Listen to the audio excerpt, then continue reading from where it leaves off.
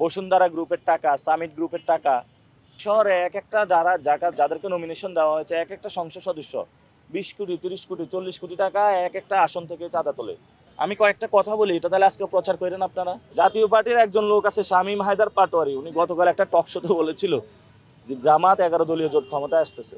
অভিযোগ নামা কয়টা দিব? তাহলে তো আমার হলো একজন আলাদা লোক রাখতে হবে বেতন দিয়ে এত অভিযোগ দেওয়ার জন্য। আপনি আপনি ভোটার যারা, আপনি তাদেরকে বন্দি করে রাখেন বাইতুল মোকাররমে এবং সেটাকে নির্বাচন কমিশন দেখে না। আপনি 200-র উপরে বিলবোর্ড লাগিয়েছেন, নির্বাচন কমিশনের কি চোখ অন্ধ? আমি ভোটের ক্যাম্পেইন করেছিলাম, এক রাত্রে আমার বিলবোর্ড খুলে নিয়ে গিয়েছিল। এখন কি তাহলে নির্বাচন কমিশনের চোখ অন্ধ? যেই নির্বাচন কমিশন, বাংলাদেশে তো নিয়ম আছে যে ঋণ খেলাপিরা ইলেকশন করতে পারবেন, কিন্তু এবার তো অনুমোদন দিয়েছে তো অনেকেরই, দ্বৈত নাগরিকদেরকে দিয়েছে। এটা আমাদের অভিযোগ না, এটা কিন্তু সত্য। তারা বলেছে, ইসি সানাউল্লাহ সচিব উনি বলেছেন যে কমিশনার যে অনেক বুকে কষ্ট নিয়ে অনুমোদন দিয়েছে, কমেন্টটা পেয়েছেন, সেখানে উনি বলেছে। তো এটা যদি ইসি আগে গোল দিয়ে দেয় তাহলে জনগণ কিভাবে ভোট দিবে? আপনি প্রার্থী রাখছেন একটা গডফাদার সন্ত্রাসী, তাহলে আপনি ভোট বিকল্প বলে কোনো কিছু রাখে নাই তারা।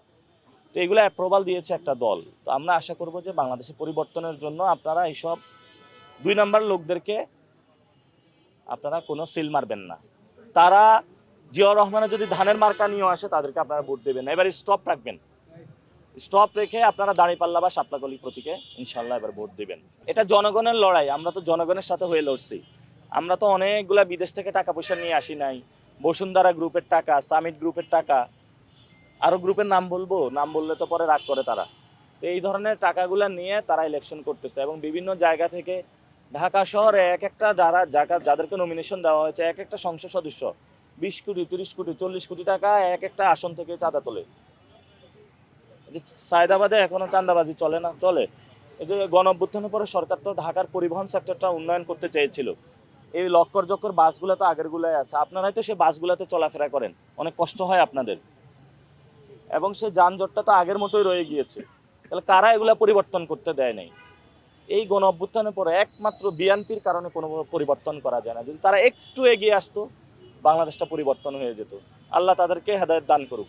আমি কয়েকটা কথা বলি, এটা তাহলে আজকে প্রচার করেন আপনারা। আমরা ঢাকা 8-এ স্কুলে যে ভর্তি বাণিজ্য এটা বন্ধ করতে চাই। আমরা মাদক মুক্ত ঢাকা 8 করতে চাই। আমরা এখানে যেই কাঁচা বাজারগুলো রয়েছে এগুলোর মাল্টি কমপ্লেক্স বিল্ডিং বানাবো, কাঁচা বাজারগুলো সেখানে নিয়ে যাব যাতে মানুষ সুস্থ এবং সুন্দরভাবে কাঁচা বাজার করতে পারে। আমরা হকার্স ভাই যারা রয়েছে তাদেরকে একটা লাইসেন্স দেব, লাইসেন্স দিয়ে তাদেরকে পুনর্বাসন করব। যে জায়গাগুলো দখল হয়ে আছে সেই জায়গাগুলো উদ্ধার করে সেখানে কমপ্লেক্স নির্মাণ করে তাদেরকে পুনর্বাসন করব।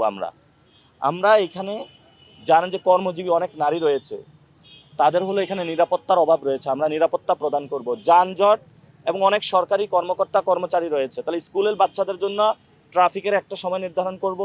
যারা সরকারি কর্মকর্তা কর্মচারী তাদের জন্য ট্রাফিকের একটা ব্যবস্থা করব যাতে ট্রাফিকটা কন্ট্রোলে চলে আসে।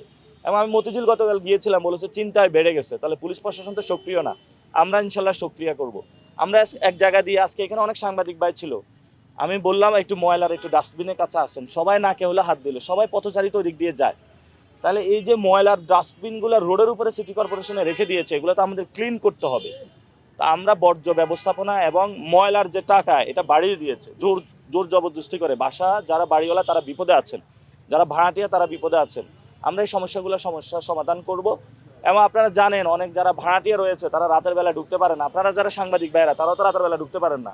আমরা এটা সলভ করে দিব, দিনরাত 24 ঘন্টা ঢুকতে পারবেন নিরাপদে। সরকারি কার্ড থাকবে যেটার মধ্যে আপনার আইডেন্টিফিকেশন নাম্বার থাকবে, সরকার আপনাকে নিরাপত্তা দিবে, তারও তো কোনো সমস্যা নেই।